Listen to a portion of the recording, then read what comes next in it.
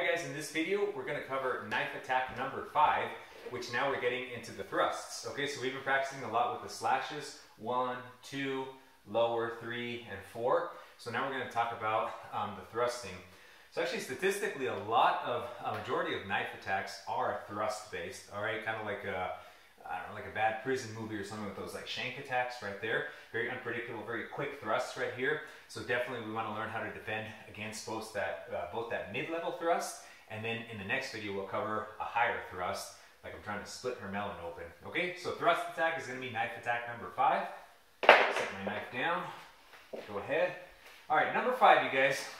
One of the scarier attacks for me to address, honestly, because it's so...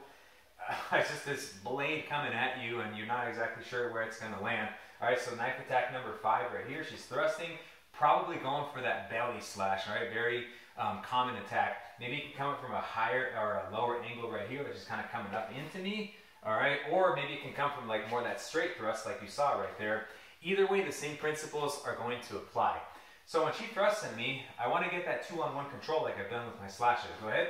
Okay, 2-on-1. I don't favor just going straight into that 2-on-1, because now if I miscalculate, if I don't grab it in time, whatever it may be, I end up getting stabbed, or at least, you know, partially stabbed.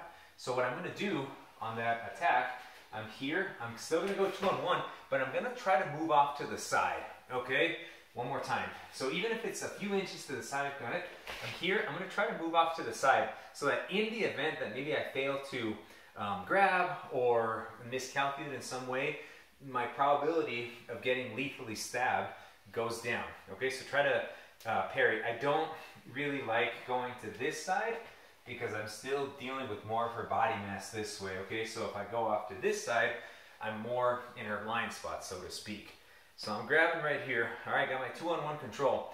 And then at that point, the disarm itself becomes similar to how we were doing with the slashes. I have my 2-on-1, and then I'm thinking about my softening techniques where the real magic happens. So again, love that elbow right there. Elbow, elbow, elbow, whatever it may be. I still have that strong 2-on-1 control. And just like I was doing with the slashes, now that I'm here, now I can bring her down, whatever it may be. I have that leverage, that armpit on shoulder, armpit on bicep even, leverage right here.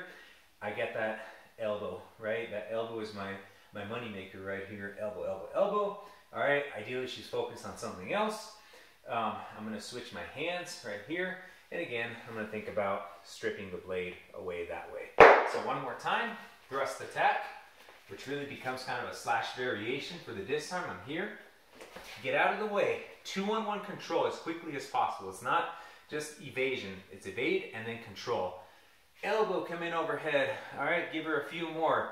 Even though I don't have my hand connected to her arm right here, it's still 2-on-1 control because I still have that upper arm controlling her arm. So elbow, elbow, elbow. Her grip is probably softened as her focus shifts to her own pain and discomfort.